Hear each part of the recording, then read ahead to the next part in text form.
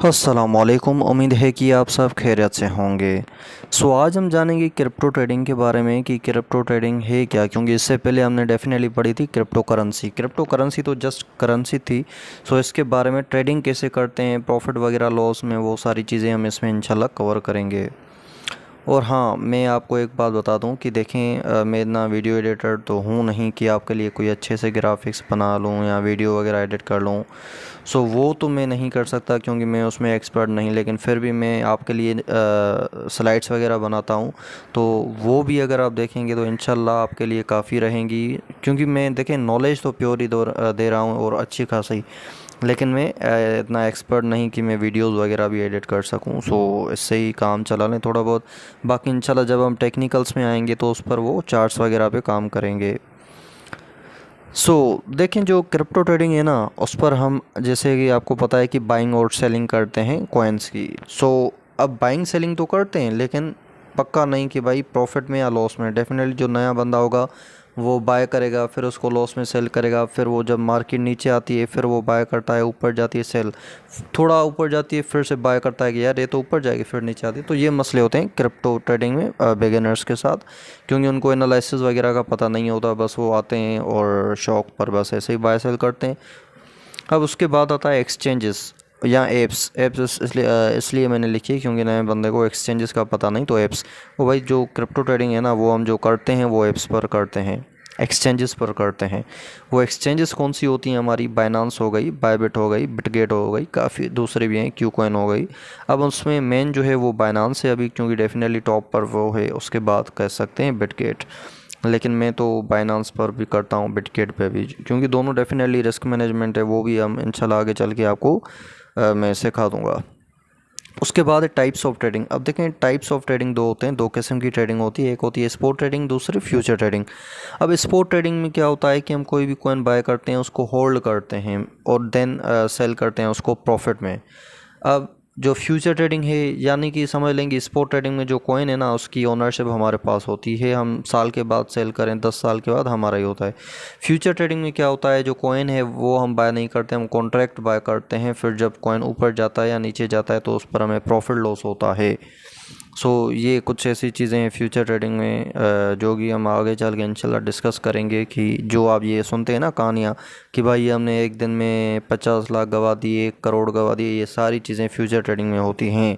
क्यों? क्योंकि future trading जो है वो, खैर मैं आपको ज़्यादातर तफसील में बताऊंगा, ये एक इंट्रो वीडियो है। बाकी स्पॉट ट्रेडिंग बेस्ड है। और अब आते हैं ऑर्डर टाइप्स। हाँ, मार्केट में क्या होता है, एक्सचेंजेस में जब हम बाय सेल करते हैं तो यहाँ पर ऑर्डर्स होते हैं, आपको सेलेक्ट करना होता है लिमिट या मार्केट ऑर्डर।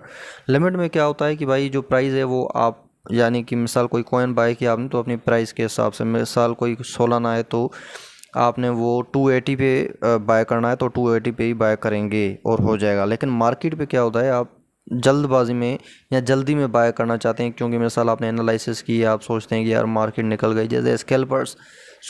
मार्केट जो है अपना, मिसाल ऑर्डर पे आप जब बाय करते हैं मार्केट ऑर्डर पे, तो आपकी जो कॉइन है वो मार्केट की प्राइस पर बाय हो जाता है। या लाइक मिसाल वहाँ पर आपने जब बाय किया तो हो गई 180 पर, आपको बाय करना था, ये हो गई 179, 178। ऐसे मार्केट ऑर्डर्स, ये इंशाल्लाह जब हम एक्सचेंजेस में बाय सेल करेंगे तो फर्दर सीखेंगे। डेफिनेटली अभी आपको इंट्रो हेलो होना लाजमी है बिफोर टेक्निकल्स फंडामेंटल्स।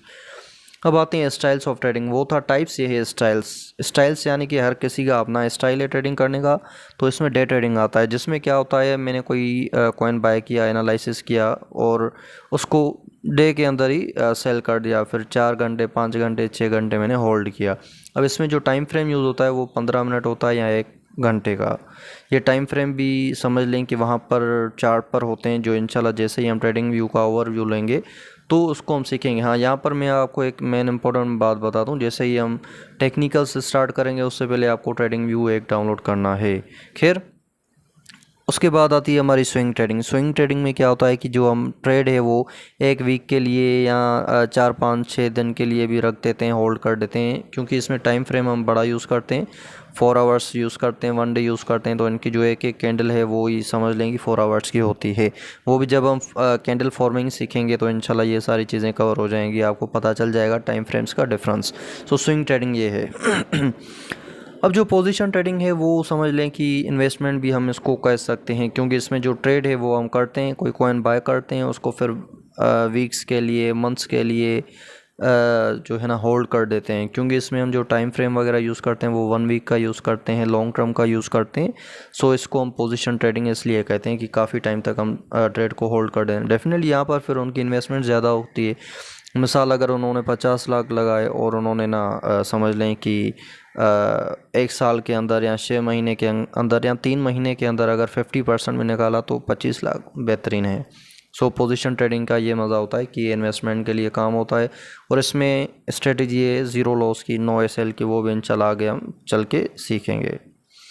अब देखें टाइप्स ऑफ एनालिसिस होती है। आप लोगों से पूछेंगे कि यार मैंने टेक्निकल एनालिसिस की थी कॉइन की, कोई कहेगा यार मैंने मार्केट की फंडामेंटल एनालिसिस। सो एनालिसिस है क्या? देखें एनालिसिस होती है किसी भी मार्केट की करने की, कि हमें पता चलता है यार ऊपर जाएगा नीचे जाएगा, ये सारी चीज़ें। टेक्निकल एनालिसिस में क्या होता है, चार्ट्स होते हैं, पैटर्न्स होते हैं, जोन्स होते हैं, सप्लाई जोन, डिमांड जोन, उनको हम करते हैं, चार्ट पर ड्रा करते हैं, हमें पता चलता है कि यार ये कॉइन ऊपर जाएगा नीचे जाएगा। फंडामेंटल एनालिसिस में क्या होता है कि हम न्यूज़ को देखते हैं, जो कॉइन है मिसाल उसको देखते हैं कि यार प्रोजेक्ट अच्छा है नहीं है, इसकी सप्लाई क्या है, इसकी मार्केट के क्या है, इसके होल्डर्स कितने हैं, ये सारी चीज़ें जो है हम फंडामेंटल एनालिसिस में कवर करते हैं। यानी कि ये वो है चीज़ें जो हम चार्ट पे करते हैं, ट्रेडिंग व्यू में करते हैं। कॉइन को ऊपर नीचे जाएगा, कहाँ जाएगा, ये इसमें कवर। और इसमें क्या कॉइन के फंडामेंटल्स, न्यूज़ आ गई, न्यूज़ का क्या इम्पैक्ट पड़ेगा मार्केट पे, ये सारी चीज़ें। उसके बाद आती है लास्ट सेंटिमेंटल एनालिसिस। ये इतनी ये जो दो हैं इतनी इम्पोर्टेंट नहीं, लेकिन फिर भी हमें पता होता है कि यार सोशल मीडिया पे क्या बेस चल रही है, लोग क्या कह रहे हैं किस कॉइन के बारे में, ये सारी चीज़ें इसमें हमें पता चलती हैं। सेंटिमेंटल का मतलब ये समझेंगे लोगों के सेंटिमेंट्स, ह्यूमन सेंटिमेंट्स। और दूसरा है fear greed index. Fear greed index से पता चलता है कि यार मार्केट में फियर है तो डेफिनेटली लोग जो है सेलिंग करें, क्योंकि वो कह रहे हैं कि यार डर है कि मार्केट अचानक नीचे ना गिर जाए। और इसमें दूसरा होता है अपना ग्रीड, यानी कि लोग बाइंग कर रहे हैं, जल्द जल्द से मार्केट ऊपर जाएगी। सो ये सारी चीज़ें जो हमने आज कवर की हैं, इंशाल्लाह दूसरे वीडियो जो होगा वो मेन होगा, उसमें हम डिस्कस करेंगे कौन सी चीज़ें आपको पता होनी चाहिए क्रिप्टो ट्रेडिंग स्टार्ट करने से पहले, क्योंकि उसमें काफ़ी मिथ्स हैं, लोगों को गुमराह किया गया है, वो सारी चीज़ें इंशाल्लाह डिस्कस करेंगे। सो अभी के लिए थैंक यू, अल्लाह हाफ़िज़।